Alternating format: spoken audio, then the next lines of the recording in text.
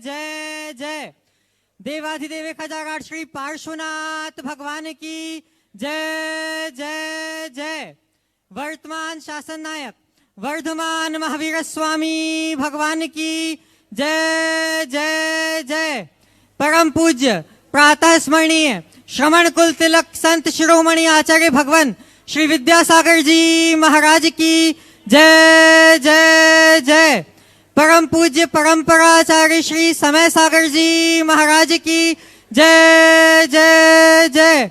परम पूज्य गुणायतन प्रणेता प्रखर वक्ता भावना योग प्रवर्तक शंका समाधान प्रवर्तक गुरुवर श्री प्रमाण सागर जी महाराज की जय जय जय। परम पूज्य मुनिवर श्री संधान सागर जी महाराज की जय जय जय। समस्त मुनि संघ की जय जय जय। शंका समाधान के आज के सत्र में आप सभी का स्वागत। हम आगे हों प्रवृत्त उससे पूर्व गुरु चरणों में होते हैं नत इस भाव के साथ कि कंकर पत्थर के चक्कर में भव का चक्कर खूब लगाया। कंकर पत्थर के चक्कर में भव का चक्कर खूब लगाया। यशोलिप्सा ने खूब खटाया हाथ नहीं पर कुछ भी आया। यशोलिप्सा ने खूब खटाया हाथ नहीं पर कुछ भी आया। गुरु तुम शाश्वत निधियां दे के हम सबका सौभाग्य जगाते। गुरु तुम शाश्वत निधियां दे के हम सबका सौभाग्य जगाते। इसीलिए भक्ति से भरकर हम सब अपना शीश झुकाते। इसीलिए भक्ति से भरकर हम सब अपना शीश झुकाते। सभी लोग हाथ जोड़ेंगे मस्तक झुकाएंगे और मेरे साथ बोलेंगे हे गुरुदेव नमोस्तु नमोस्तु नमोस्तु। बंधुओं आगे बढ़े उससे पूर्व अब मैं निवेदन करूंगा कि आदरणीय अभय भैया जी आएं और हम सबको आगे की वार्ता बताएं। इच्छा में भैया जी दोनों हाथ उठा के जयकारा लगाएंगे। बोले देवाधिदेव श्री आदिनाथ भगवान की, महावीर भगवान की, संत श्रवण गुरु आचार्य श्री विद्यासागर जी महाराज की, आचार्य श्री समय सागर जी महाराज की, मुनि श्री प्रमाण सागर जी महाराज की, दिगंबर जैन समाज राहतगढ़ की इस परिसर से सायंकालीन टीवी चैनल का बहुचर्चित विश्वविख्यात शंका समाधान का कार्यक्रम में हम और आप अपनी शंकाओं का समाधान प्राप्त करें। उसके पूर्व पारस चैनल, जिनवाणी चैनल, आदिनाथ चैनल और प्रमाणिक के माध्यम से जिस कार्यक्रम को घर में बैठ के देखो सुनना उन सभी का और यहाँ पर उपस्थित समस्त श्रावक श्राविकाओं का सकल दिगंबर जैन समाज राहतगढ़ हार्दिक अभिनंदन स्वागत करता है। आइए परम पूज्य मुनि श्री शंका समाधान में अपनी शंकाओं का समाधान प्राप्त करें। उसके पूर्व आप सभी से कहना चाहेंगे परम पूज्य मुनिवर के सानिध्य में आगामी 27 नवंबर से 2 दिसंबर तक 250 वर्षों के पश्चात प्रथम बार पंचकर्णक प्रतिष्ठा महामहोत्सव का शुभारंभ होगा और वो सौभाग्यशाली परिवार हैं जिन्होंने महापात्र बन के इस अनुष्ठान में पति से पावन कैसे बनते हैं इसके लिए अपने जीवन में साथी से पुण्य का संचय करने का सौभाग्य प्राप्त किया। आज मेरे पास कुछ नाम आए हैं जिन्होंने 8 जो मुख्य इंद्र हैं उनमें अपनी ओर से स्वीकृति प्रदान की है। मैं चाहूंगा नामों की घोषणा हो तो आप ताली बजाकर उनका सम्मान करें। श्रीमान अंकित जी, ऋचा जी चौधरी परिवार, इन्होंने 1 इंद्र के लिए अपनी ओर से स्वीकृति प्रदान की है जी। इसी क्रम में श्रीमान अभय कुमार जी, श्रीमती लाली जी सागवानी वाला परिवार उपस्थित है तो खड़े होकर गुरुवर का आशीर्वाद प्राप्त करेंगे। इसी क्रम में कमलेश जी, गोलू भैया, मीनू जी सागवानी परिवार, इन्होंने भी 1 इंद्र के लिए स्वीकृति प्रदान की है। पवन कुमार जी, लाला जी परिवार और अरविंद कुमार जी, प्रकाश चंद जी सागवानी परिवार, इन सभी ने अपनी ओर से जो 8 मुख्य इंद्र हैं 1-1 इंद्र बनने का सौभाग्य प्राप्त किया है। इनके परिवार के लिए जोरदार ताली बजाकर इनका सम्मान करें। और आइए चलते हैं हम और आप परम पूज्य मुनिवर संधान सागर जी महाराज से निवेदन करेंगे शंका समाधान के कार्यक्रम के लिए। दोनों हाथ उठा के जयकारा लगाएंगे। बोले परम पूज्य मुनि श्री 108 प्रमाण सागर जी महाराज की, मुनिवर श्री संधान सागर जी महाराज की नमोस्तु गुरुवर नमोस्तु। चलते हैं राहतगढ़ की इस पावन धरा पर यह शंका समाधान का सत्र गुरु चरणों में अपन प्रारंभ करें और होते हैं नत ताकि सबका जीवन बने समुन्नत। गुरु चरणों में बारंबार नमोस्तु पूर्वक आज का सत्र अपन प्रारंभ करते हैं और अपने बीच में आज बाल ब्रह्मचारी दीपक भैया जी टहर का यहाँ पर उपस्थित हैं और आप लोग जोरदार तालियों से उनका स्वागत करें। वे अपनी बात गुरु चरणों में और अपना प्रश्न गुरु चरणों में कर रहे हैं। सवाल अपना प्रश्न गुरु चरणों में करें अपनी शंका, और उसके बाद में तैयार रहेंगे मेघाजी जैन राहतगढ़। नमोस्तु महाराज जी, हम तो दर्शन के निमित्त से आए थे, प्रश्न का कोई भाव नहीं था, लेकिन ऐसा सुनते हैं कि वर्तमान समय में कलिकाल का समय है, साक्षात तीर्थंकरों की वंदना का सौभाग्य प्राप्त नहीं होता है और ना ही समोसण की वंदना होती है। लेकिन अकृत्रिम चैत्यालय यहाँ नहीं मिले तो कृत्रिम समोसण की रचना करके जो साक्षात तीर्थंकरों को जैसे पूछते थे, जैसी दिव्य ध्वनि सुनते थे, वर्तमान में जो मुनि श्रमण आदि होते हैं उस समोसण की गणधर पीठ से जो उपदेश देते हैं, तो उस उपदेश का भी प्रभाव वैसा ही होता है जैसे गणधर पीठ से तीर्थंकर के समय में वो समोसण की दिव्य देशना होती थी, कि उसमें कोई अंतर रहता है काल के हिसाब से? देखिए, तीर्थंकरों का प्रत्यक्ष सानिध्य है और उसका महात्म्य अलग है। उसकी महिमा को शब्दों में नहीं कहा जा सकता। वो साक्षात समोसरण एक अलग अनुभूति प्रदान करता है। लेकिन जहाँ तक प्रभाव पड़ने का सवाल है, मैं तो ये कहूँगा, ये हर जीव के अपने अपने पुण्य के परिपाक से, पुण्य के प्रताप से होता है। कई जीवों के साथ ऐसा हुआ है जिन्हें तीर्थंकरों का सानिध्य भी उतना प्रभावित नहीं किया, और कई जीवों का ऐसा हुआ है जो तीर्थंकरों के अभाव में भी अपना जीवन तार गए। अगर आप व्यक्तिगत अनुभव की बात करें तो मैं अपनी बात कहूँगा, और मैं अपनी बात के साथ अपने जैसे सबकी बात उसमें समाहित करूँगा कि हम लोगों का जो परिवर्तन पूज्य गुरुदेव के प्रताप से हुआ वो भगवान के काल में भी नहीं हो सकता। जी महाराज जी। हमारे लिए वे भगवान के समकक्ष हो गए, जिससे अंतर का बोध प्रकट हो जाए वही हमारा भगवान है। समझ गए? तो वो उनसे हम लोगों को लाभ मिला। वो चौथे काल का जन्म व्यर्थ है जिसमें आत्मबोध न हो, और वो पंचम काल का जन्म सार्थक है जो भेद विज्ञान करा दे, रत्नत्रय प्रदान करा दे। मैं नहीं कह सकता कि अतीत में हमने कभी रत्नत्रय धारण किया या नहीं, पर इस भाव में जो हमने रत्नत्रय धारण किया है, यह सब गुरु की कृपा का फल मानता हूँ, उनके प्रसाद से ऐसा हुआ। समझ? तो प्रभाव पड़ा ना? प्रभाव पड़ा। और हम अगर थोड़ा पौराणिक प्रसंगों में जाएं तो भगवान ऋषभ देव के काल में मारीच अभिमान में अकड़ा रहा। वो भगवान के समोसरण का सानिध्य लाभ नहीं दे पाया, लेकिन वही मारीच जब शेर के पर्याय में था,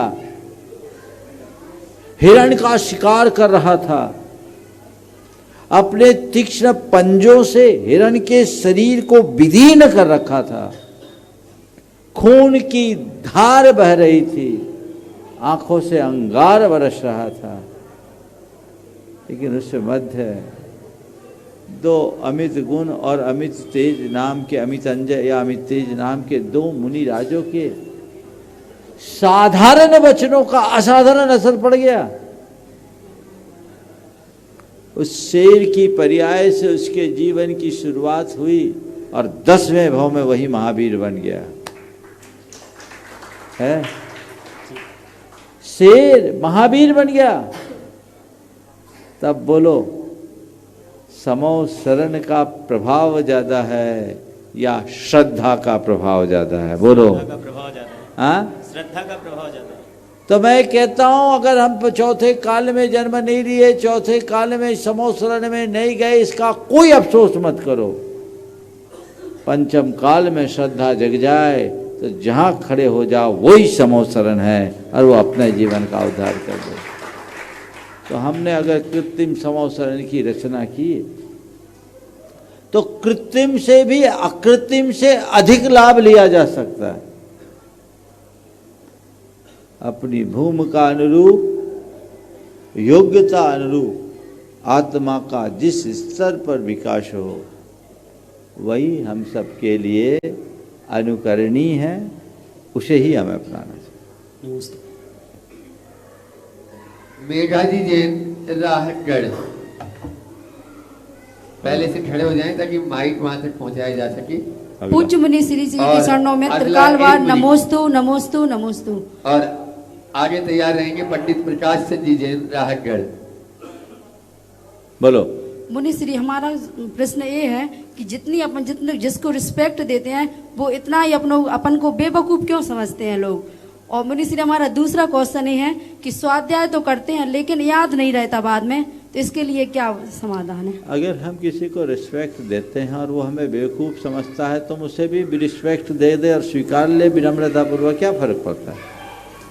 सवाल है थोड़ा सा एकाध कार्यकर्ता जाओ बच्चों को शांत करो, वॉलेंटियर्स देखिए एकाध, इधर बच्चे शोर कर रहे हैं। अगर हम किसी को रिस्पेक्ट दे रहे, आदर दे रहे हैं ना, तो आदर तो विनम्रता की उपज है, हम विनम्रता से स्वीकार लें। किसी के बेवकूफ़ समझने से हम बेवकूफ़ हो जाएंगे क्या? उसे समझने दीजिए ना, उसकी कमजोरी है। हाँ, अगर मैं प्रभावित होता हूँ तो अपनी बेवकूफ़ी को प्रकट जरूर कर रहा हूँ। समझदार आदमी अपनी धारणा से जीता है, औरों की प्रतिक्रियाओं से नहीं। समझ गए? और आपने पूछा स्वाध्याय करते याद नहीं होता, मत करिए याद। मन लगाने के लिए स्वाध्याय कीजिए, याद करने के लिए नहीं। हमें पंडित बनने के लिए स्वाध्याय नहीं बनना है, करना है जीवन सुधारने के लिए स्वाध्याय करना, ये लक्ष्य बना। नमोस्तु महाराज श्री, नमोस्तु। पंडित प्रकाश चंद जी जैन राहतगढ़ में अपना प्रश्न करें और तैयार रहेंगे रुचि जैन राहतगढ़। बोलिए आचार्य उदय विद्यासागर, आचार्य समय सीधे सागर सवाल कर लो बाबा, जी। समय बचेगा। महाराज श्री, जिस प्रकार व्यंजन में नमक का स्वाद आता है मगर नमक दिखता नहीं है, मगर बिना नमक के कोई भी व्यंजन या मिठास के बिना कोई मिठाई नहीं बनती, इसी प्रकार गुरु का जीवन में बहुत महत्व है। मगर जिस प्रकार लवण नमक नहीं दिखाई देता, गुरु के पास हम ना दिखाई दें और गुरु हमें ना दिखाई दे, ऐसे में हमारे जीवन में गुरु के कौन से वचन हमें काम आए कि हम सदग्रस्त होते हुए गृहस्थित कार्य कर कर हम भी व्यक्ति बन सकें। ऐसी मंगल भावना आपके श्री चरणों में हम निवेदन करते हैं। निश्चित हमारे जीवन में गुरु की भूमिका बहुत गहरी है। आपने गुरु को लवण से जोड़ा है। वो व्यंजन में लवण केवल स्वाद बढ़ाता है, बिना लवण के सम्मिश्रण के व्यंजन का स्वाद नहीं रहता है ना। लेकिन मैं गुरु को लवण के रूप में नहीं देखता, क्योंकि लवण ने तो केवल ऊपर से गुण को आरोपित किया। मैं गुरु को फूल की सुगंध की तरह देखता हूँ जो अंदर से उत्पन्न होती है और सबका मन आनंद से भर देती है। समझ गए? फूल हो और उसके भीतर सुगंध न हो तो उसका क्या मतलब? हमारा जीवन हो और हमारे जीवन में गुरु तत्व न जुड़े तो हमारा जीवन गंध रहित पुष्प की तरह। गुरु की कृपा जिस पर बरसती है उसके अंदर ही सद्गुणों की सुवास प्रकट होती है। अपने भीतर हम वह श्रद्धा का भाव जगाएं और भावनात्मक रूप से गुरु को अपने हृदय में बसाएं। जिसके हृदय में ये गुरु तत्व प्रतिष्ठित होता है वही अपने जीवन का उत्थान कर सकता है। हाँ। रुचि जी जैन राहतगढ़। वे अपना प्रश्न करें। उसके बाद में एडवोकेट अंकित जी जैन सागर, साथ में है राजेश जी जैन सागर, प्रश्न करेंगे। नमोस्तु महाराज जी, यदि सोचा हुआ कार्य पुरुषार्थ करने के बावजूद भी ना मिले तो बोला जाता है कि आपके पुण्य में कमी है। तो महाराज जी, कार्य की सिद्धि के लिए पुण्य और प्रशुद्धि कैसे बढ़ाए? सोचा हुआ कार्य पुरुषार्थ करने के बाद भी पूरा ना हो तो पुण्य में कमी मानते हैं, पर मैं कहूँगा थोड़ा सा बच्चों को शांत करवाइए ना, सब बच्चों को थोड़ा बाहर कर दीजिए।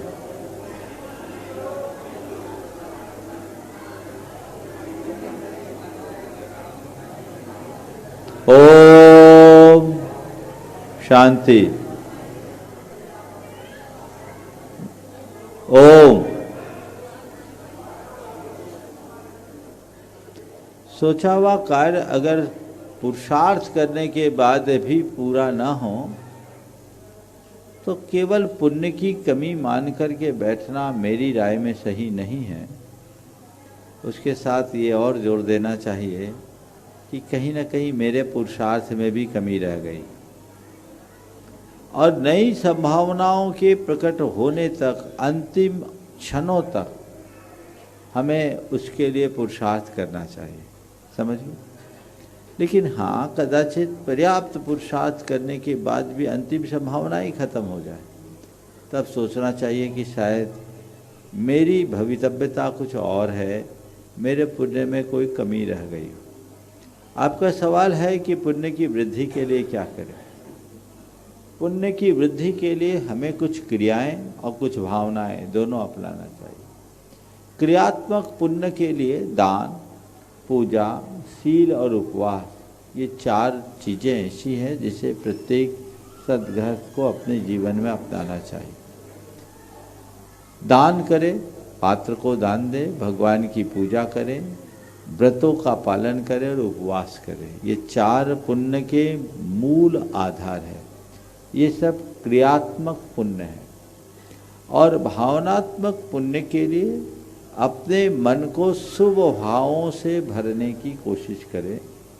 अहो भाव से भरें, अहम भाव से दूर रहें। मन में जितनी प्रसन्नता, संतोष, आनंद और अहोभाव, जिसे हम कहें संतुष्टि या तृप्ति का भाव होगा, समझ लेना उतना मेरे जीवन में पुण्य की वृद्धि होगी।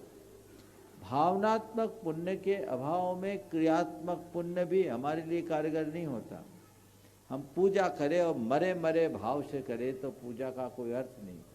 दान करें और इस भाव से करें कि फंस गए तो कोई मतलब नहीं। उपवास करे और शिथिलता से करे, अनुत्साहपूर्वक करे तो उसका कोई अर्थ नहीं। और व्रतों का पालन करे, उसमें अतिचार लगाते रहें तो उस व्रत का कोई अर्थ नहीं। तो भावना, शुभ भावना अपने मन में सतत उजागर करना चाहिए। नमस्ते। एडवोकेट अंकित जी, राजेश जी जैन सागर, प्रश्न करें। पहले से खड़े हो जाएं ताकि माइक और तैयार रहेंगे। श्री पंचकल्याण प्रतिष्ठा महामहोत्सव के सौदर मिंद्र मुकेश योगिता जी चौधरी, राहतगढ़। मुनिश्री, तपस्या शारीरिक है या मानसिक?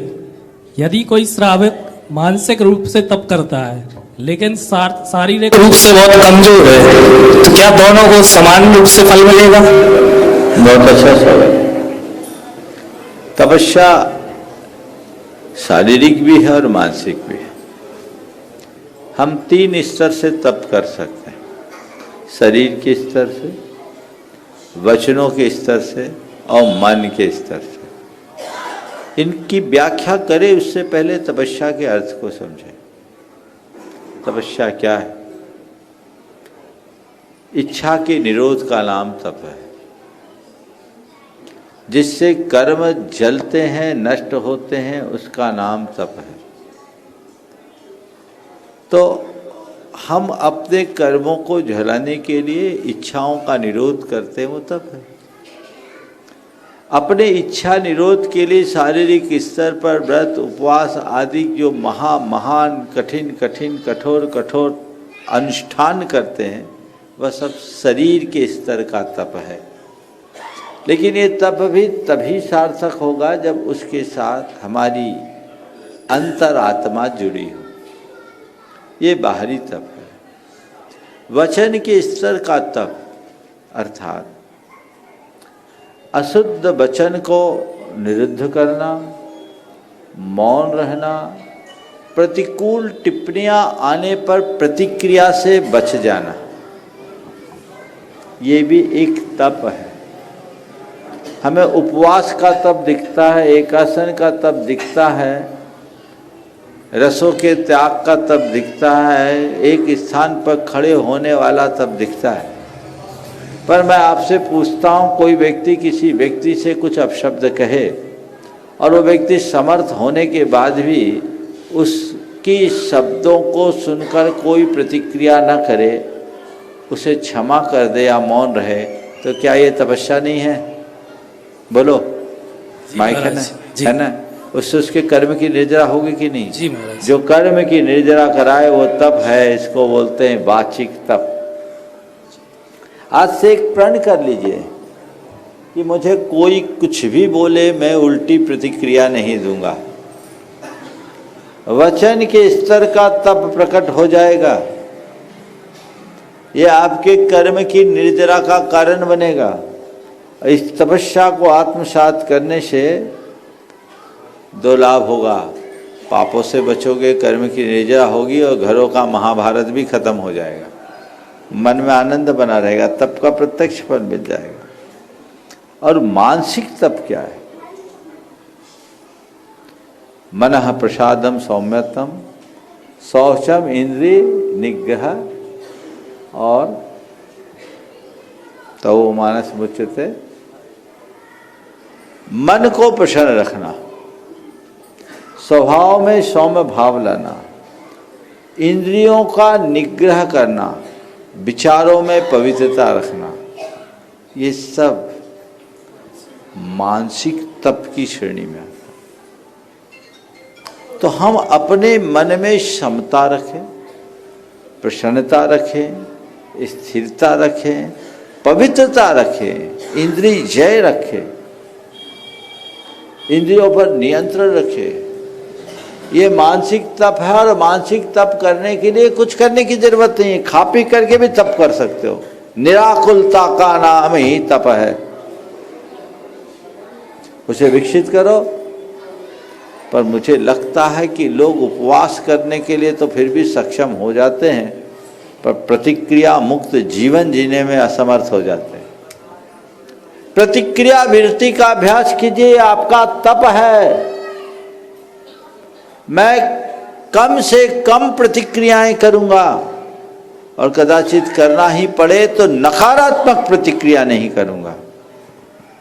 यह भी एक तप है, ऐसा किया जा सकता है और ऐसा करके आगे बढ़ो। नमोस्तु महाराज। मुकेश जी चौधरी राहतगढ़, सौदर महेंद्र, पंचकल्याण प्रतिष्ठा महोत्सव, साथ में अशोक जी भी हो जाए, अगर जो उनके भ्राता, बड़े भ्राता भी हैं और नाभी राय भी हैं, और इंद्राणी जी यदि दोनों की यहाँ पर हों तो वे भी आ जाएं ताकि जोड़ी साथ में रहेंगी। हाँ बोलो। और इसके बाद में इस पंचकल्याण प्रतिष्ठा महा महोत्सव के राजा श्रेयांश का पद जिन्हें मिला है, वे माँ साहब, आनंदी माँ साहब तैयार रहेंगे। दोनों भाई बोलो। नमोस्तु महाराज जी, नमोस्तु महाराज जी। एक प्रश्न है, विपरीत परिस्थितियों में सकारात्मक कैसे रहे? और दूसरा प्रश्न महाराज जी कि मंदिर में जो अष्टपति आए रखे तो 8 ही क्यों रखे रहते, 7 या 9 क्यों नहीं होते? बहुत सवाल है, अच्छा सवाल है। देखिए, विपरीत परिस्थितियों में मन में स्थिरता रखने के लिए हमें 4 काम करना चाहिए। पहला, अपने दृष्टिकोण को बदलने की कोशिश करना चाहिए, अर्थात उस प्रतिकूलता में अनुकूलता देखना चाहिए। जो हमें विपरीत दिख रहा है उसे हम किस अर्थ में सकारात्मकता से जोड़ सकते हैं, समझ गए? दृष्टि को बदल दीजिए। परिस्थिति तो नहीं बदल सकते, पर उसके प्रति अपना दृष्टिकोण बदला जा सकता है कि नहीं? हाँ, बदल सकते हैं। मैं आपसे एक सवाल करता हूँ, आप गाड़ी लेके जा रहे हो और सामने पहाड़ आ जाए, आपको आगे जाना जरूरी है, क्या करोगे? हाँ, वहीं रुक जाओगे और आगे जाना जरूरी है। वापस रिवर्ट में आना भी ठीक नहीं है। आगे जाना जरूरी है, सामने रास्ता नहीं है तो रोना रोने की जगह आप डाइवर्सन खोजिएगा, कहाँ डाइवर्जन है मैं उधर से अपनी गाड़ी ले जाऊं। अपनी दृष्टि को बदलिए। परिस्थिति प्रतिकूल है और स्थिति में जीना मेरी मजबूरी है, तो आगे और क्या नई संभावना बनती है, मैं उस नए रास्ते को चुनूं, नए मार्ग पर चलूं, नई दृष्टि अपने अंदर जगाऊं, रास्ता प्रशस्त हो जाए। दृष्टिकोण को बदलिए, जीवन परिवर्तित होगा। तो दृष्टिकोण को बदल करके हम अपने अंदर बहुत बड़ा बदलाव ला सकते हैं। मैं आपको एक प्रसंग बताता हूँ। मेरे संपर्क में एक सज्जन है, अभी मानसिक तप की बात कह रहे हैं ना, तपस्या क्या होती है। मेरे संपर्क में एक सज्जन है जो एक उच्च अधिकारी के रूप में सेवारत रहकर अभी रिटायर हुए कुछ दिनों पहले। उनका जब विवाह का प्रसंग आया था तो उस व्यक्ति के मन में बड़ी धार्मिक भावनाएं थी, पर वो विवाह करना चाहता था एक ऐसे लड़की के साथ जिसके साथ वो अपना जीवन धर्म ध्यान के साथ निभा सके और एक अच्छा आदर्श उपस्थित कर सके। उसने अपने हिसाब की बहुत लड़कियां ढूंढी, पर उसको कोई लड़की नहीं मिली। संयोग से उसे जो लड़की मिली वो उसी के लायक थी।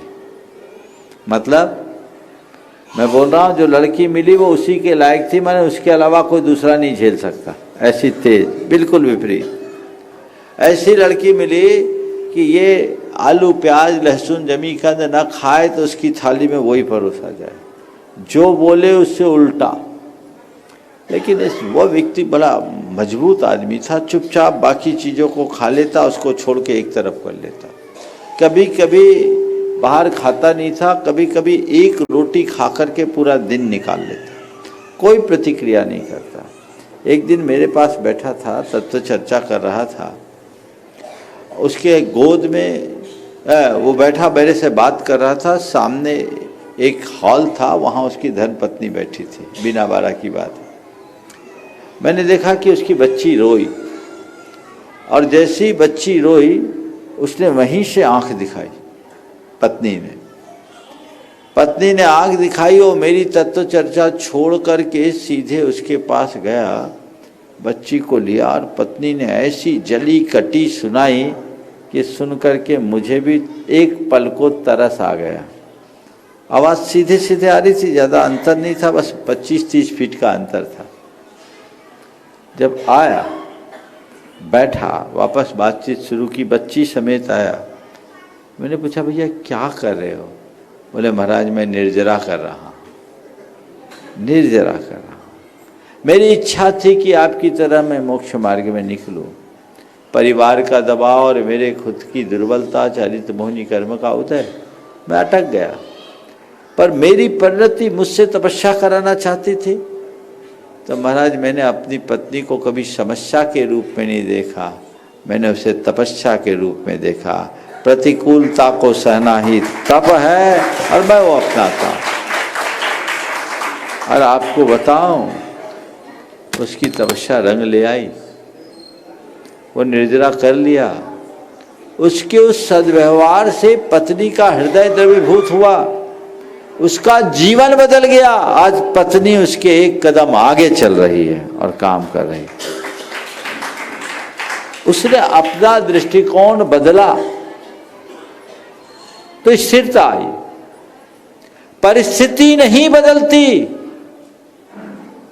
मनस्थिति बदली जा सकती है। इसलिए मैं कहता हूं परिस्थिति नहीं मनस्थिति बदलिए, बदलाव लाइए। दूसरी बात, आशावादी बनिए। आशावादी बनिए, ठीक है आज बुरा है कल अच्छा होगा, ठीक है होगा, अच्छा होगा, अच्छा होगा, अच्छा होगा। अगर आपके मन में आशावादी दृष्टि होगी ना तो आपका आत्मविश्वास बना रहेगा, और आपके मन में हताशा छाएगी तो आपका आत्मविश्वास कमजोर पड़ जाएगा। जिसका आत्मविश्वास कमजोर होता है उसके रास्ते वहीं अवरुद्ध हो जाते हैं, और जिसका आत्मविश्वास प्रबल होता है वो पहाड़ और वादियों को चीर करके भी रास्ता निकाल लेता है। उसको जगाइए, आशावादी बने। तीसरी बात, मन में धीरज रखने का अभ्यास कीजिए, धैर्य रखिए, ये सोचिए ये थोड़ी देर की बात है, ये थोड़ी देर की बात है, सब ठीक हो जाएगा, थोड़ी देर की बात है, थोड़ी देर की बात है, अभी रात है, सुबह होगी। और बोलो, रात लंबी हो सकती है, शाश्वत होती है क्या? रात के बाद प्रभात तो होना ही है ना, तो प्रभात की प्रतीक्षा करना सीखिए। रात को कोसने की जगह प्रभात की प्रतीक्षा में रात बिताइए, देखिए जीवन में कितना आनंद आता है। सुबह की प्रतीक्षा करें, धैर्य रखें, थोड़ा समय, थोड़ी देर की बात है, थोड़ी देर की बात है, सब ठीक होगा। आपके लिए कैसी भी विपरीत परिस्थिति होगी वो परिस्थिति भी अच्छी रहेगी। और चौथी, कर्म सिद्धांत पर विश्वास कीजिए।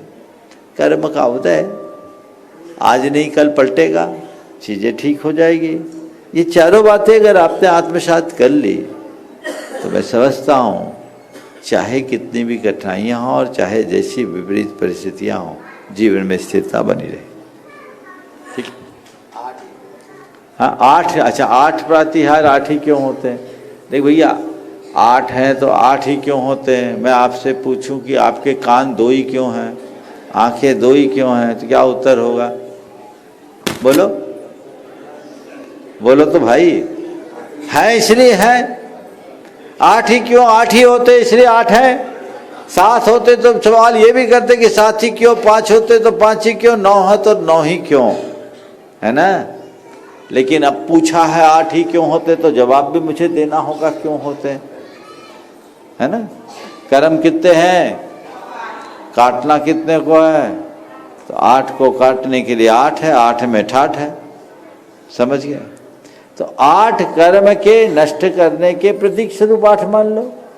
सिद्ध परमात्मा में 8 गुण होते हैं, जिस 8 गुण रूप सिद्ध के 8 गुण संयुक्त सिद्ध की आराधना करने से जिनने अरहंत अवस्था को प्राप्त की उनके 8 प्रातिहार हो गए। 8वीं भूमि सिद्ध भूमि अष्टम वसुधा, वहां जिनको जाना उनके 8 प्रातिहार हो गए। 8 के ठाठ है, समझ गए? इसलिए भी हम 8 कह सकते। दान तीर्थंकर राजा श्रेयांश की का पद जिन्होंने प्राप्त किया, ऐसे आनंद जी मासा पूरे परिवार के साथ में, कई छोटे भाई उपस्थित हैं, अनिल जी जैन साहब जो राजा सोम बने हैं, वे भी साथ में हो जाए। नमोस्तु महाराज जी, नमोस्तु महाराज जी, नमोस्तु महाराज। इच्छामि इच्छामि इच्छामि इच्छामि। महाराज श्री, मेरा 42 वर्ष का शासकीय सेवा में पूरा समय बड़ी प्रसन्नता से निकला है। अब 30 नवंबर को मेरा रिटायरमेंट भी है, तो मैं आपसे ऐसा आशीर्वाद चाहता हूँ, मेरा अगला जो जितना समय जीवन है वो बड़ी प्रसन्नता से जैसा निकला है, ये समय भी हमारा वैसा प्रसन्नता पूर्वक निकल जाए। नमस्ते। बहुत अच्छा भाव है। 42 साल की आपने शानदार पारी खेली, तो मैं तो आपसे एक कहूँगा कि पहली पारी में अच्छा रन बना लिया, अच्छा स्कोर खड़ा कर लिया, तो दूसरी पारी में बल्ला मत उठाना, समझ गए? पारी घोषित कर दो और अब नई तैयारी करो, परमार्थ के मार्ग में लगो। सेवा निवृत्ति का मतलब सेवा से निवृत्ति नहीं, सेवा के लिए निवृत्ति, समझ गए? मजा तभी है। मेरे ख्याल से बच्चे तुम्हारे बाहर ही होंगे। जी भोपाल में है महाराज जी, ये 2 बच्चे हैं, एक इंजीनियर है, एक डॉक्टर है। तो बच्चे यहाँ है नहीं, भोपाल में है। चलो भाग्यशाली है, बाजू में ही जी। देखिए, अब और किसी के लिए नहीं, अब अपने लिए जिएंगे। गृहस्थों के लिए पहले अपना गार्हस्थ्यिक दायित्व पूर्ण करना चाहिए, और गार्हस्थ्यिक दायित्व को पूर्ण करने के उपरांत स्वयं के प्रति जो दायित्व है उसे निभाना चाहिए। अपने प्रति हमारी एक बड़ी जिम्मेदारी है, हमारा अपना जो उत्तरदायित्व है उसको हम निभाएं, उसके बिना अपने जीवन का कल्याण नहीं हो सकता, इसलिए उसे निभाने का प्रयास करें। सपना जी जैन राहतगढ़, वे अपना प्रश्न गुरु चरणों में करें और उसके बाद में तैयार रहेंगे श्री संतोष कुमार जी जोड़िया परिवार राहतगढ़।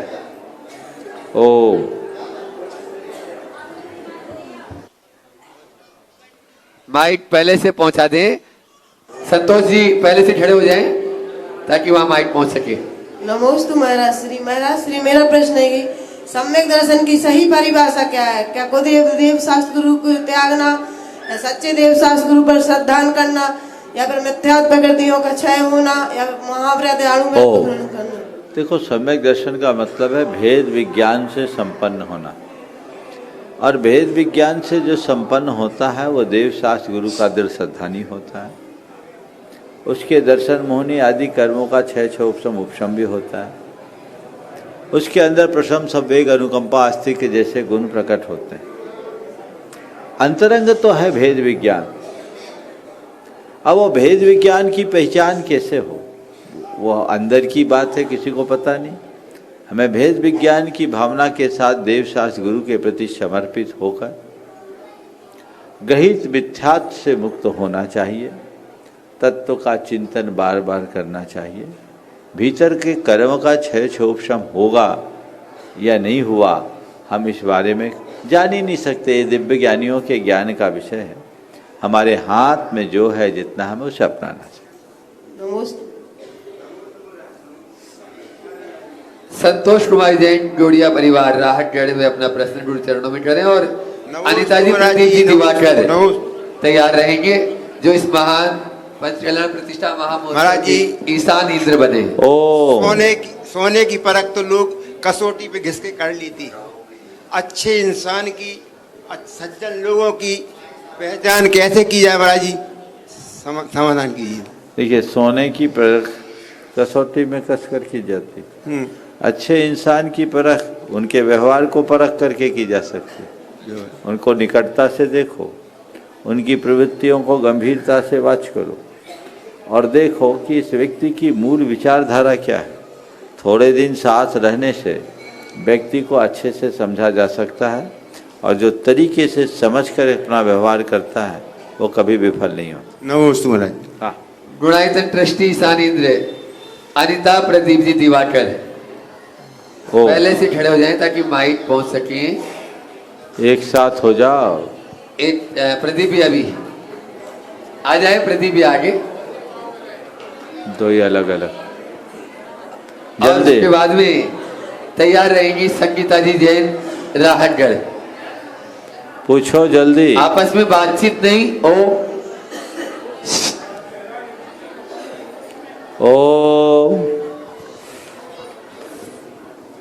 बोलो। महाराज जी नमोस्तु। महाराज जी के चरणों में बारंबार नमोस्तु नमोस्तु नमोस्तु। शुल्लक जी के चरणों में बारंबार नमोस्तु नमोस्तु। इच्छा भी महाराज जी, इच्छा भी। महाराज जी, सुबह एवं शाम सामयिक कैसे करना चाहिए? और बहुत अच्छा। व्रतियों को कम से कम 2 बार सामायिक तो करनी ही चाहिए, 2 प्रतिमा में।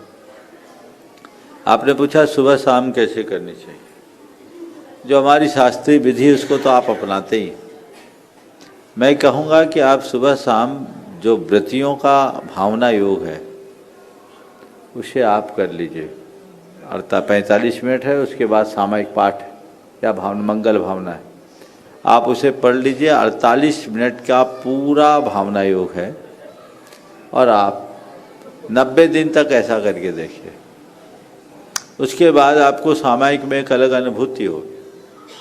फिर आपको ज़्यादा कुछ करने की ज़रूरत नहीं पड़ेगी। बैठिए, अपने आती जाती सांसों को देखिए, आवर्त आदि करके आती जाती सांसों को देख करके बस सांस लेते समय शोर हो, छोड़ते समय हम का स्मरण कीजिए। या मैं सहज हूँ, मैं शांत हूँ, मैं शुद्ध हूँ, मैं आत्मस्वरूप हूँ, सहजो हम, शांतो हम, शुद्धो हम, शो हम, इनका स्मरण करें। आपको इतना आनंद आएगा कि समय कब बीत जाए पता नहीं। पर प्रारंभिक अवस्था में आप थोड़ा वैसा कीजिए। अक्सर लोग सामायिक करते हैं तो सामायिक के लिए कोरी क्रिया बन के रह जाती है, और कई बार तो ऊँघने वाली सामायिक होती है। बहुत पुरानी बात है, मैं सागर में था, एक बच्चा मेरे पास बैठा था, रोज आता था। काफ़ी देर हो गई, 12 बजने को थे। हमने कहा बेटा तू यहाँ अकेले किसके साथ आया? बोले दादी के साथ है। बोले दादी कहाँ है? बोले मंदिर में। क्या कर रही है? बोले सामायिक कर रही है। मैंने सामायिक क्या होता है? सामायिक कैसे करते? तो मेरे पास चूँकि आहार के बाद का समय था, एक युवक बैठा था, उसने उनसे उनका दुपट्टा मांगा। बोले अंकल अपना दुपट्टा दीजिए ना। वो दुपट्टा लिया और दुपट्टा लेके उस दुपट्टा से अपना सिर ढाका और ऐसा सिर ढाक दिया और बैठा, और बैठते ही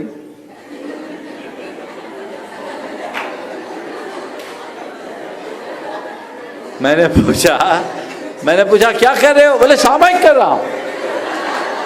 मैंने पूछा क्या कर रहे हो? बोला सामायिक कर। बोले ये कैसी सामायिक? बोले दादी ऐसी सामायिक करती है।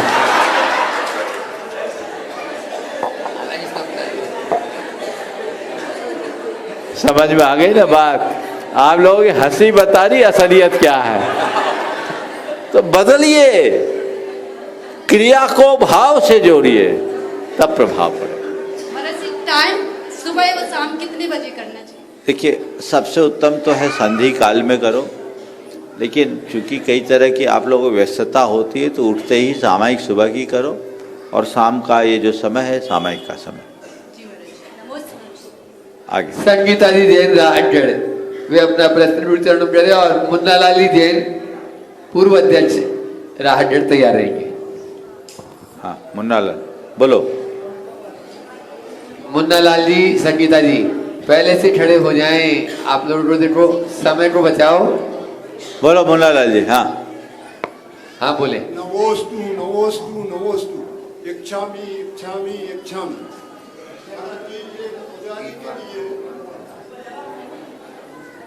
महाराज जी एक पुजारी में कैसे गुण होना चाहिए, वह अपनी विशुद्धि किस तरीके की रखना चाहिए? भगवान की पूजा करने वाले के हृदय में भगवान के प्रति श्रद्धा और समर्पण का भाव होना चाहिए। उसके मन में भाव होना चाहिए कि मैं भगवान के चरणों में सब वार दूं, भगवान से कुछ मांगने की चाह नहीं होनी चाहिए। हम भगवान के पास छोड़ने के लिए आते हैं, भगवान से मांगने के लिए नहीं। मांग भरे चित्त से की गई प्रार्थना हमें वांछित परिणाम नहीं देती। और क्या मांगना? पेड़ के नीचे जाने के बाद कोई छाया मांगे तो उससे हम क्या कहें? घने छायादार पेड़ के नीचे जा रहे और कोई बोले हे पेड़ मुझे छाया दे दो, तो उस व्यक्ति को आप क्या बोलोगे? बोलो हाँ, समझदार बोलोगे? क्या बोलोगे? माइक तो है तुम्हारे पास, बोलो ना। हाँ हाँ, सब सोच लो। जो लोग भगवान के पास जा रहे वहाँ छाया मांग रहे, मांगने की जरूरत क्या? छाया तो तुम पर बरसेगी, तुम समर्पित तो करो अपने आप को, अपनी कक्षाओं को मंद बनाओ, मन में प्रसन्नता का भाव रखो, भगवान की उपस्थिति का एहसास करो, तो जीवन अच्छा। नमोस्तु महाराज जी। संगीता जी जैन महाराज वे अपना प्रश्न गुरु चरणों में कर रहे हैं, और शिवन संजय जैन बाबा राहटगढ़ तैयार रहेंगे और माइक स्वरूप सागर जी तक लगाएंगे। एक माइक। नमोस्तु महाराज श्री ऐसा सुनते आ रहे हैं कि नमोकार मंत्र पढ़ने या सुनने से मरण हो तो समाधि मरण में नहीं आता जब तक व्रतों को अंगीकार ना करें। तो धन्यन पद्मावती जब नाग नागिन पर्याय में थे तो उनने मात्र नमोकार मंत्र सुना या विशेष कोई मंत्र सुना होगा, उससे उनका मरण हुआ तो उनको मोक्ष का बंध हुआ और आगे आने वाले भाव में वो मोक्ष जाएंगे कैसे? भगवान नमोस्तु। देखिए नमोकार मंत्र पढ़ने से समाधि मरण भले ना हो, सुमरण तो हो जाएगा, सम्यक्त मरण तो हो जाएगा। समाधि मरण तभी होता है जब हम प्रतिज्ञा पूर्वक त्याग करते हैं, और समाधि मरण करने वाले 3 से 8 भाव में मोक्ष चले जाते हैं। लेकिन ऐसा नहीं है कि जिनकी समाधि नहीं हुई कभी मोक्ष नहीं जाएंगे।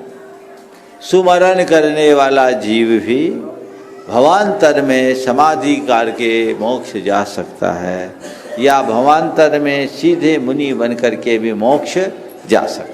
मात्र ने नमोकार मंत्र सुना और उनको मोक्ष का बंध हो गया। मोक्ष का बंध नहीं हुआ, अभी तो देव पर्याय में है, आएंगे मनुष्य बनेंगे, मुनि बनेंगे, तब तपस्या करके जाएंगे। नमोस्तु महाराज। हाँ संजय जैन बाबा पूर्व कोषाध्यक्ष, और उसके बाद आप लोगों के प्रश्नों की झड़ी इसी प्रकार से चलती रहेगी। लेकिन पहले चलेंगे संगस्त छुल्लक स्वरूप सागर जी महाराज के पास। वे अपने प्रश्न द्वारा आप सबको लाभान्वित करेंगे।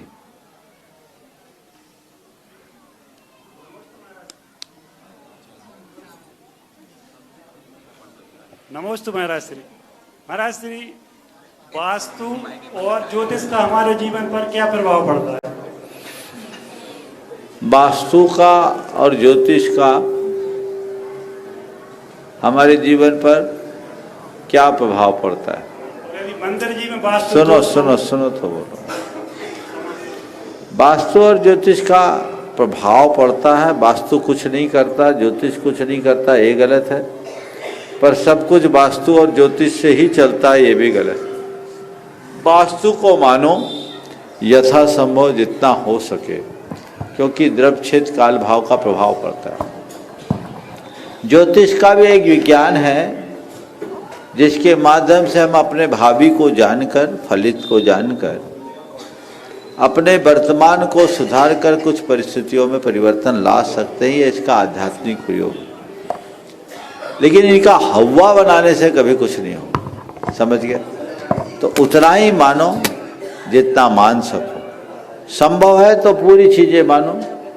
नया कोई निर्माण करो तो पूर्णतः करो, और जब कोई मजबूरी है तो सब जगह मजबूरी का कोई हल नहीं, लाचारी का नाम, समझ गए ना, वो कहावत चालू हो जाती। तो वो चीज़ें हैं तो वो देख करके करना चाहिए। चलिए।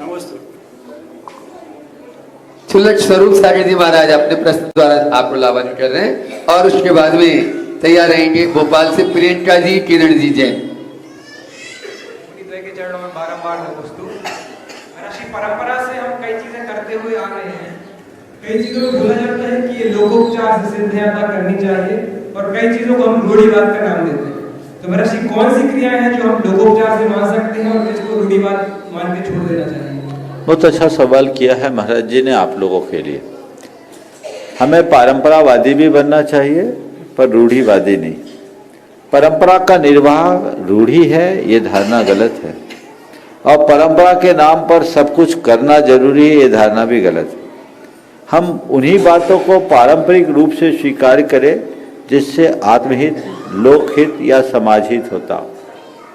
जिससे लोकहित में बाधा पहुंचती हो, समाज हित में रुकावट आती हो, और जो आत्महित को बाधित करते हो, वो कोई भी परंपरा हो स्वीकार्य नहीं होनी चाहिए। तो देखिए कौन सी परंपरा। हमारी बहुत सारी विशुद्ध परंपराएं हैं जो हमारी सांस्कृतिक विरासत के रूप में हमें प्राप्त हुई। उसमें आत्महित जुड़ा है। कुछ परंपराएं ऐसी हैं जो लोकहित से जुड़ी है, कुछ परंपरा ऐसी है जो समाज हित से जुड़ी है। हित निहित होना चाहिए। तो ये हम देखें कौन सी परंपरा है। हम हर परंपरा को, आजकल एक नई धारणा बन गई है परंपरा के नाम पर रूढ़िवाद, रूढ़िवाद, रूढ़िवाद। मैं कहता हूं जो लोग परंपरा को रूढ़ी कहते हुए सबसे ज्यादा रूढ़िवाद है। मैं आपसे पूछता हूं, तुम लोग फटे जीन्स पहनते हो, इसका विज्ञान क्या है? बोलो, क्यों पहनते हो? इतने महंगे दामों में फटीचर बने फिरते हो। बोलो, ये सब पढ़े लिखे आधुनिकतावादी लोग पहनते हैं, ये सबसे ज्यादा रूढ़िवादी है। तुम पहन लो फटे जीन्स, हमें कोई नुकसान नहीं है, हमें कोई ऐतराज भी नहीं है, पर उसका कारण तो बताओ भाई। तुम ये सवाल तो करते हो कि मंदिर में हम धोती क्यों पहनते हैं, आप मंदिर क्यों जाते हो, पर तुम कभी ये सवाल क्यों नहीं पहनते कि ये फटे जीन्स क्यों पहने। ये फटे कपड़े हैं ना, ये तो फटीचरों का लक्षण है। तो फैशन जो है ना, उसमें ज्यादातर आधुनिकता के नाम पर जो चीजें अपनाई जाने लगी है वो रूढ़िवादी है। एक ने कर लिया सब वैसा ही करना शुरू कर दिए। जो स्व पर हितकारी है, हमें उन्हीं कार्यों को संपादित करना चाहिए। प्रियंका जी, किरण जी जैन भोपाल, वे अपना प्रश्न गुरु चरणों में करें और तैयार रहेंगी आपके यहाँ जो कर्तव्य को ही दीक्षा मानकर अपने मोक्ष को मार्ग को प्रशस्त कर रही हैं, ऐसी ब्रह्मचारिणी जूली दीदी, ब्रह्मचारिणी सुनीता दीदी, हथकरघा केंद्र राहतगढ़। द्वय मुनि राजों के चरणों में बारंबार नमोस्तु। सभी छुल्लक जी के चरणों में इच्छामी, सभी भैया जी लोगों को वंदना। महाराज जी, आपके भोपाल के चातुर्मास में जो वात्सल्य और स्नेह हम लोगों को मिला है, वो मतलब उस समय तो हम लोगों को पता नहीं चला, लेकिन अब जो खालीपन आ गया है तो उसको भरने के लिए हम लोग क्या करें? जितना मिला है उसको बटोर के रखो, संजो के रखो। और मैं ये मानता हूँ, ये समझ लेना, जिसको खालीपन का एहसास हो रहा है, समझ लेना उसके भीतर कुछ भरा है। जिसको भरा नहीं, उसके अंदर कोई फर्क नहीं पड़ेगा। ये फर्क पड़ना एक बहुत अच्छी घटना है। और वास्तव में फर्क तभी, खालीपन का एहसास तभी होता है जब चीज़ें छूटती है। एक दिन पूरा जीवन छूट जाएगा। इसलिए भौतिक सानिध्य बहुत स्थूल सानिध्य है और भावनात्मक सानिध्य वास्तविक सानिध्य है। हम भावनात्मक रूप से शरण और सानिध्य को कभी न भूलें। हमारे जीवन का उत्कर्ष उसी से होगा। नमोस्तु महाराज जी। 2016 में गुरुवार के संघ सानिध्य में जिस हथकरघा केंद्र की यहाँ पर न्यू दिल्ली बीज बोया और जहाँ अनेक महिलाएं रोजगार कर रही हैं, ऐसे उस हथकरघा में इन दोनों बहनों का बहुत महत्वपूर्ण योगदान पूरा यही संचालन यहाँ पे देती है। जोरदार जोरदार तालियां। ब्रह्मचारिणी जूली दीदी, ब्रह्मचारिणी सुनीता दीदी, राहतगढ़ हथकरघा केंद्र, वे अपना प्रश्न गुरु चरणों में करेंगे। और उसके बाद में यदि समय रहा तो हरदा से अपने बीच में मीना जी जैन का परिवार यहाँ पर उपस्थित है, तैयार रहेंगे। राजा भाई। नमोस्तु महाराज श्री। महाराज श्री, यहाँ पे हथकरघा जब प्रारंभ हुआ था तब ऐसा सुनने में आया था कि आचार्य भगवान का सपना था 108 हथकरघा केंद्र, 108 हथकरघा का। तो हम लोग बस उसी सपने को अच्छे से और अच्छे से साकार कर सके। उनका जो सपना था समाज के सहयोग से और आपके आशीर्वाद से पूर्ण कर सके। बहुत अभी कितने? 27। देखो, अच्छी भावना है। यहाँ 2016 से निरंतर ये हथकरघा चल रहा है। मुझे याद है 2023 में जब यहाँ आया था तब मैंने देखा भी था।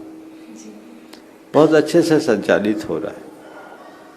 समाज को चाहिए कि गुरुदेव ने जो आशीर्वाद आप लोगों को दिया है उसे साकार करें।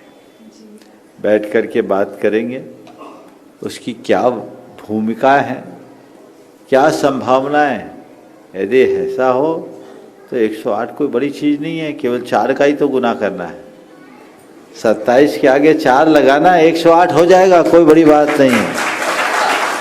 और राहतगढ़ समाज के लिए कोई बड़ी बात ही नहीं है। क्या आप लोगों ने तैयारी कर रखी है, उसके लिए क्या संसाधनों की ज़रूरत है और संभावनाएं कैसी। हथकरघा लगाना बड़ी बात नहीं है, चलाना बड़ी बात। बैठ कर के बात करेंगे और ऐसा कुछ कार्य हो तो गुरुदेव के कार्यों को आगे बढ़ाना हम सब की जिम्मेदारी है। यदि आपके पास ऐसी प्रशिक्षणार्थी हो और उसकी आवश्यकताएं यहाँ प्रतीत होती हो तो उसको करने में कोई एतराज़ नहीं होना चाहिए। और मैं समझता हूँ राहतगढ़ की जैन समाज इसमें कहीं पीछे रहने वाली नहीं है। ये इसे अपने ऊपर गुरु आशीर्वाद मानकर इसे अपना सौभाग्य समझेगी। क्यों संतोष जी? ठीक है ना? बिल्कुल ठीक बात करो। महाराज जी, यहाँ पे 27 हथकरघा है तो महिलाएं आती है ना, फिर जब जो हम लोग उनको रोजगार नहीं दे पाते हैं ना तो महाराज जी, जब वो लौट के जाती है ना, अंदर से इतनी पीड़ा होती है अंदर से कि हम इनके लिए क्या करें। बहुत अच्छे भाव है आप लोगों के। पहले तो मैं चाहूँगा इन बहनों का जोरदार अभिनंदन करें जिन्होंने अपने जीवन को गुरु चरणों में समर्पित किया। चाहती तो ये दीक्षा लेती, हाथ में पिछी कमंडल होता, जगत माता बनकर आप लोगों से पुजवाते रहती, लेकिन उन्होंने अपना उस मार्ग को मोड़कर जीवन गुरु के विजन और मिशन के लिए समर्पित किया है। मैं समझता हूँ यह इन लोगों का बहुत बड़ा त्याग है। मैं इन दो बहनों के माध्यम से पूरे देश को एक संदेश देना चाहता हूँ कि जहाँ भी इस तरह का काम हो रहा है, जो भी बहनें या भाई ऐसे उपक्रमों को आगे कर रहे हैं, हमें उन्हें हाथों पर लेना चाहिए और उनके हर कार्य में सहयोग देना चाहिए। उनके लिए ढाल बन करके आगे चलने का प्रयत्न करना चाहिए। ऐसा करेंगे तभी हम कुछ कार्य कर पाएंगे। आप लोग मुझसे अलग से बात करना, समाज से चर्चा करके यदि कोई ऐसी बात हो तो उसे पूरा करा जा सकता है। और मैं आश्वस्त हूँ राहतगढ़ समाज उसमें कहीं पीछे रहने वाली नहीं है। समय आप सबका हो रहा है। 27 तारीख अब नज़दीक आने वाली है। आप लोगों ने बाहरी तैयारी तो कर ही ली, भीतरी तैयारी भी पूरी कीजिए और इस महोत्सव को महा महोत्सव का रूप प्रदान कीजिए जो अपने जीवन को धन्य कर सके। बोलिए अहिंसा परमो धर्म की। और